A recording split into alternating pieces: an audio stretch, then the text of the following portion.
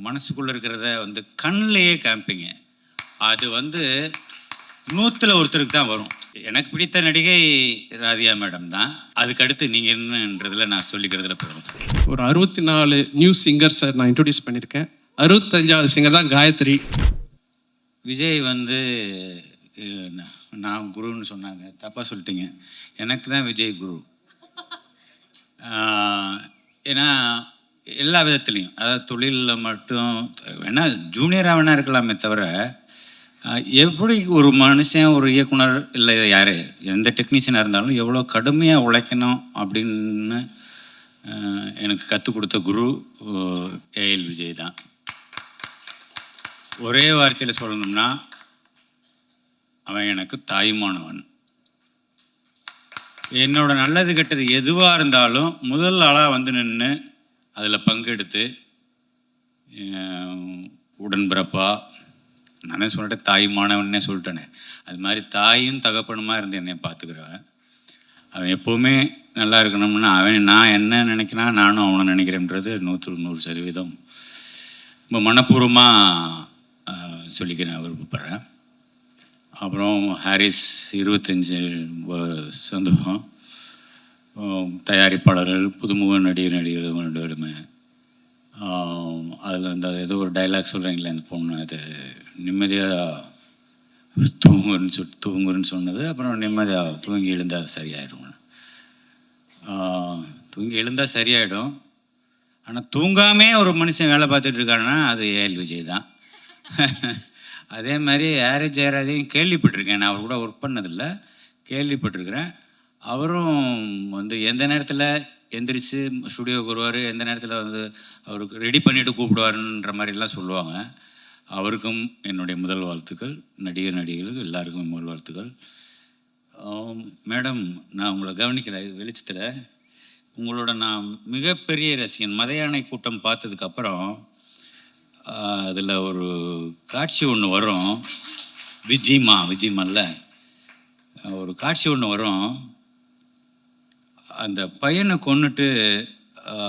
கொன்னதுக்கப்புறம் அந்த ரத்தத்தை தொடச்சிட்டு இருக்கிற போது அந்த ஐபால் ஒருத்தரையும் 2 பேரையும் திரும்பி அப்படியே உங்கள் மனசுக்குள்ளே இருக்கிறத வந்து கண்ணிலேயே காமிப்பீங்க. அது வந்து 100ல் ஒருத்தருக்கு தான் வரும். எனக்கு பிடித்த நடிகை ராதிகா மேடம் தான். அதுக்கடுத்து நீங்கள் என்னன்றதுல நான் சொல்லிக்கிறதுல போகிறோம். நன்றி. நான் உங்களை இன்னைக்கு சந்தித்ததில் ரொம்ப நன்றி, சந்தோஷம். நன்றி, வணக்கம். எல்லாருக்கும் வணக்கம். வந்திருக்கும் அனைவருக்கும் நன்றி. 25 வருஷம் சொல்லிட்டு 3வது நான் மறந்துட்டேன் அதை. ஏன்னா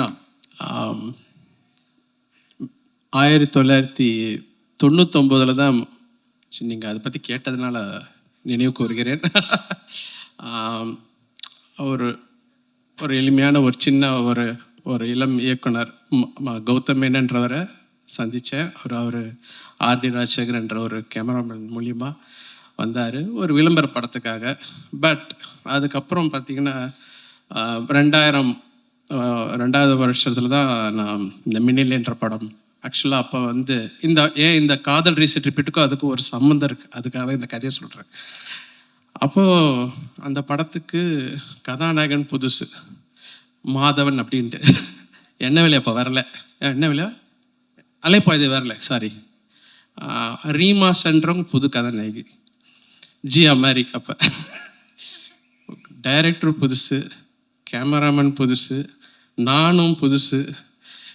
ஒரே ஒரு ஸ்டார் அந்த படத்தில் ப்ரொடியூசர் வந்து ஜீன்ஸ் படத்தோடைய ப்ரொடியூசர் டாக்டர் முரளி மண்டவர், அவர் ஒருத்தர் தான், மீதி எல்லாரும் புதுசு.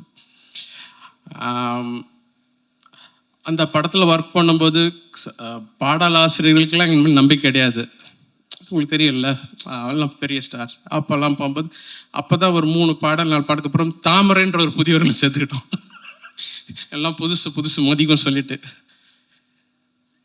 அந்த படம் நடந்துருச்சு, முடிஞ்சிருச்சு, ரிலீஸ் ஆகிடுச்சு. இப்போ அந்த படம் ரீரிலீஸ் கூட இப்போ பண்ணாங்க. ஸோ எதுக்கு சொல்ல வரேன்னா, பட்டு இந்த கதைக்களம்ன்ற ஒரு விஷயம் இருந்துட்டா எந்த ஸ்டாரும் தேவையில்லை, அது எல்லார்கிட்டேருந்து நல்ல வேலையை வாங்கிடும். அது எல்லாரும் பெரிய டெக்னீஷியன் ஆக்கிடும், சாதாரண ஆட்களை பெரிய நடிகராக காட்டும். பெரிய மியூசிக் டைரக்டர்ஸ் பெரிய ஆர்டிஸ்ட்லாம் சேர்ந்து ஒரு மொக்க கதையில் பண்ணோன்னா எல்லாம் காணாமல் போயிடும். ஸோ அந்த ஒரு கதைன்ற ஒரு விஷயம், கதைன்னு கூட கிடையாது, ஒரு அமைப்பு, அது ஒரு அமைப்பு. அது ஒரு படத்துக்கும் அந்த அமைப்பு மாறுது. நான் பார்க்குறேன் ஒரு படத்துக்கும் ஒரு அந்த அமைப்பு. எல்லாம் பிரம்மாண்டமாக இருப்பாங்க, எல்லாம் பெரிய ஆட்களாக இருப்பாங்க, ஆனால் அந்த அமைப்பு ஏதோ ஒன்று உக்காராது. ஸோ அதை நான் அடிக்கடி பார்ப்பேன், என்ன அதை ட்ரைவ் பண்ணுது அப்படின்னு பார்க்கும்போது தைரியம், ஒரு கான்ஃபிடென்ஸ். பாலா சார்லாம் இருக்கிறாரு, அவர் அந்த கான்ஃபிடென்ஸ், இது ஜெயிக்கொண்டா அப்படின்னு சொல்லிட்டு நம்ம ஒன்று நினச்சி ஒன்று பண்ணி ஆரம்பிக்கிறோம்ல, அது எல்லாருக்கிட்டே சேர்ந்து ஆடியன்ஸும் கரெக்டாக ஃபர்ஸ்ட் டே வந்து உட்காந்துருவாங்க. அவங்க எப்படி தான் அவங்களுக்கு தெரியும்னே தெரியாது, அப்படி வந்து நிற்பாங்க. பாசிட்டிவிட்டின்னு சொல்லுவோம் ஆங்கிலத்தில். அந்த பாசிட்டிவிட்டின்றது நான் நினைக்கிறேன் வந்து மனசில் வச்சு முழுசாக நம்பி நம்ம வேலை செய்யும்போது, அது 4 அறையில் இருப்போம், அந்த செவத்துக்குள்ளே இருப்போம், யாருமே இருக்க மாட்டாங்க, ஒரு பப்ளிசிட்டி கொடுக்க மாட்டோம், ஒரு ப்ரொமோஷன் போக மாட்டோம், ஆனால் டம்ப்புன்னு வருவாங்க எல்லாரும். இப்போ இந்த ஷோஸ்லாம் கூட அப்படி தான் நான் பார்த்தேன். ஸோ அது மனப்பூர்வமாக செய்யும்போது, இப்போது இந்த படத்துக்கு நான் வரேன். அந்த மினிலேருந்து ஒரு ஆரம்பித்து அந்த படத்துலேயே பாடகர்களும் புதிய பாடல்களை க்ரியேட் பண்ணோம். ஒரு 64 நியூ சிங்கர்ஸை நான் இன்ட்ரடியூஸ் பண்ணியிருக்கேன். 65வது சிங்கர் தான் காயத்ரி இன்றைக்கி பாடினாங்களே. ஸோ 64 சிங்கர்ஸும் பெரிய சிங்கர்ஸாக இருக்க ரொம்ப சந்தோஷம். 12 புது கதாநாயகர்களை நான் அறிமுகப்படுத்தல.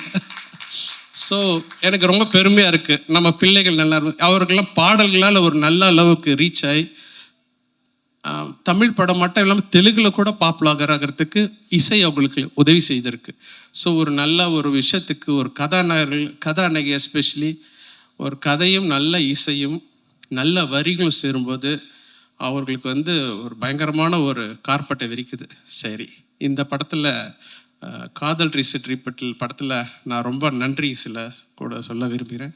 முதல்ல விஜய்க்கு ஃபார் பிலீவிங் இன் மீ, என் மேலே நம்பிக்கை வச்சு இவ்வளோ பெரிய ஒரு ரொம்ப பெரிய இசையில் ஒரு நம்பிக்கை. எனக்கு தெரியும், அந்த படம் பார்க்கும்போது தெரியுது, அவர் இசையை மனசில் வச்சு தான் கதையை எழுதியிருக்கிறாரு. அதற்கு ஏற்ற மாதிரி மதன் கார்கி அவ்வளோ கடின உழைப்பை போட்டிருக்காரு. ஒரு பாடலுக்கும் பல மாதங்கள்லாம் எடுத்திருக்கிறோம், ஒரு வரிக்கும். So thank you Madan. அப்புறம் ஃபாதர் வைரமுத்து சார் அருமையான ஒரு பாடலை கொடுத்துருக்கிறாரு. அப்புறம் இந்த மதன் வந்து முறைச்சான் தான் எனக்கு ஒரு சாங் பண்ணோம். Thanks to Antony.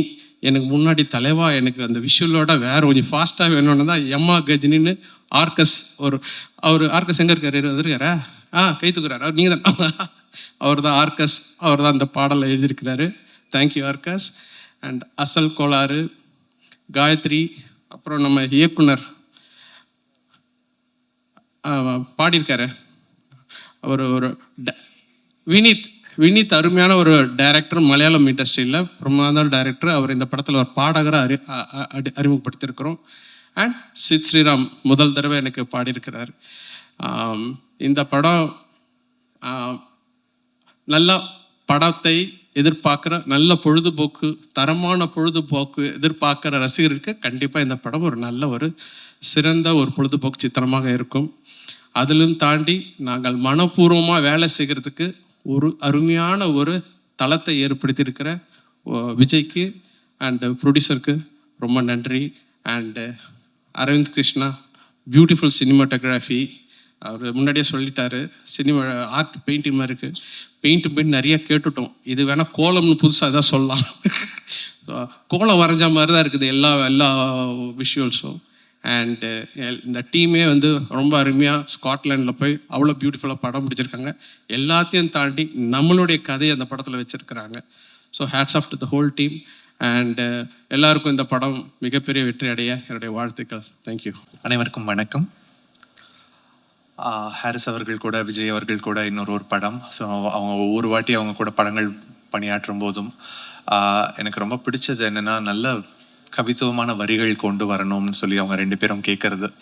விஜய் வந்து ஒரு ரொம்ப நல்ல ஒரு தமிழ் ரசிகர். பாடல்களில் வந்து கவித்துவம் இருந்துச்சுன்னா அவ்வளவு கொண்டாடுவார். வேலை பார்க்குறதே தெரியாது அவர் கூட. இங்கே இருக்கிற ஒவ்வொருத்தருக்கும் தெரியும், அவர் கூட படத்தில் வேலை பார்த்த ஒவ்வொருத்தருக்கும் அவ்வளோ ஒரு கம்ஃபர்ட் ஒன்று கொடுப்பார் அவர் கூட வேலை பார்க்கும்போது. இந்த படத்தில் ஒரு 4.25 பாடல் எழுதியிருக்கேன்.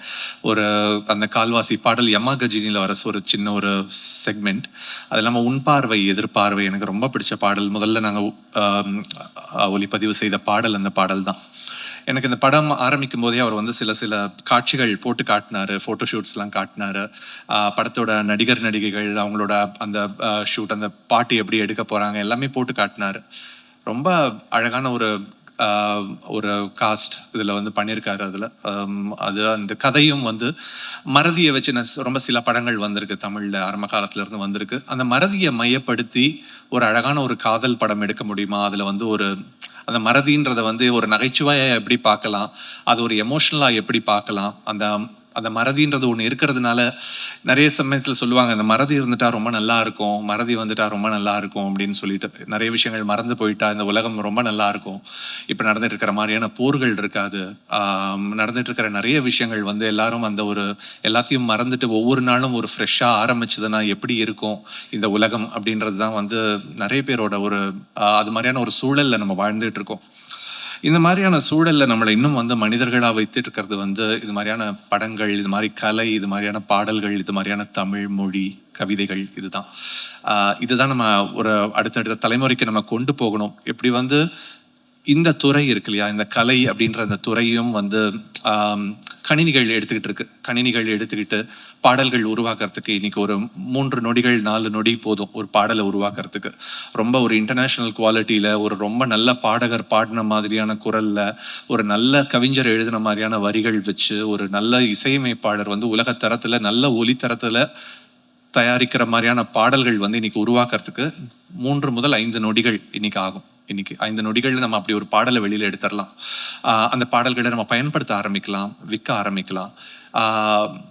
இந்த மாதிரி காலகட்டத்தில் ஹாரிஸ் அவர்கள் வந்து ஒரு பாடல் பண்ணுறதுக்கு அவர் எடுத்துக்கிற காலகட்டம் இருக்கு இல்லையா, ஏன்னா அதுக்கான அவர் போடுற ஒரு உழைப்பு நான் அது பக்கத்தில் இருந்து பார்த்துருக்கேன்.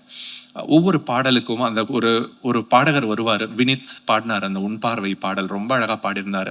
அவர் பாட வந்துட்டு அவரை வந்து நீங்கள் பாடிக்கிட்டே இருங்கன்னு சொல்லிடுவார். வினித் வந்து ஒரு 20 நிமிடம் 30 நிமிடம் பாடிக்கிட்டே இருப்பார். அவர் பாட பாட அவரோட குரலை வந்து அவர் வந்து போய் டியூன் பண்ணுவார். எந்த மாதிரியான டோனில் அவரோட குரல் வந்து பெஸ்ட்டாக வெளிப்படுதுன்னு சொல்லிட்டு அதுக்காக வெயிட் பண்ணுவார். ஒவ்வொரு புள்ளியாக வந்து அவரோட அந்த டியூனரை வந்து டியூன் பண்ணி அந்த டோன் பர்ஃபெக்டாக செட் ஆகிற வரைக்கும் அதுக்கப்புறம் பாட ஆரம்பிச்சுட்டு அதுக்கப்புறம் அப்படியே பொறுமையாக ஒவ்வொரு லைனாக எடுத்து ஒவ்வொன்றத்தையும் ரசிச்சுட்டு அந்த காலம் கொஞ்சம் ஓய்வெடுக்க நானும் நீயும் அங்கே, ரெக்கை கொண்டு நாம் பறக்க வானம் பூமி இங்கே, செங்கல் சிந்தும் வெண்திங்கள் எங்கேன்ற வரிகள்லாம் வரும்போது ஒவ்வொரு இடத்துலையும் எங்கே இறங்கணும், எங்கே வெயிட் பண்ணணும், எங்கே அதுக்கப்புறம் திருப்பி மேலே ஏறணுன்றதை வந்து அவர் சொல்லி கொடுத்துட்டு அவர் ரசிக்கிறது, கொண்டாடுறது. அந்த பாடலை வந்து அதை ஒலிப்பதிவு பண்ணுறதுக்கே எங்களுக்கு வந்து 8 மணி நேரம் ஆகும். நான் சொல்கிறது இப்போ 5 நொடிகளில் ஒரு பாட்டு பண்ணலான்றது வந்து ஒலிப்பதிவு பண்ணுறதுக்கு மட்டுமே 8 மணி நேரம் ஆகும். ஒரு குரல், அதாவது ஆண் குரல் மட்டும். இது இல்லாமல் பெண் குரல் திருப்பி பண்ணுறதுக்கு அதுக்கு இன்னும் ஒரு 4-5 மணி நேரம். அதுக்கப்புறம் அந்த பாடலை ப்ரொடியூஸ் பண்ணி அதை கொண்டு வந்துட்டு இந்த மாதிரி ஒரு மனித உழைப்பு இருக்கிற இது மாதிரியான பாடல்கள் வந்து காலம் கடந்து ரொம்ப கொண்டாடப்படும். ரொம்ப வேகமாக கிடைக்கிற ஃபாஸ்ட் ஃபுட்டை விட எப்படி வந்து நமக்காகன்னு சொல்லிட்டு ஒரு அம்மா சமைக்கிற அந்த உணவு வந்து ரொம்ப நாள் நம்மளோட உடம்புல தங்கும், நம்மளோட ஹெல்த்தை பார்த்துக்குமோ, அது மாதிரி இது மாதிரியான மனிதர்கள் நம்ம பொறுமையாக உருவாக்குற கலை வந்து காலம் கடந்து நிற்கும். ஹாரிஸ் அவர்களுக்கு வந்து என்னுடைய நன்றியை நான் தெரிவிச்சுக்கிறேன். அவரோட அந்த பொறுமைக்காக. ஹாரிஸ் சார் வந்துட்டு இருக்காங்க. சார் அவருடைய அந்த பொறுமை,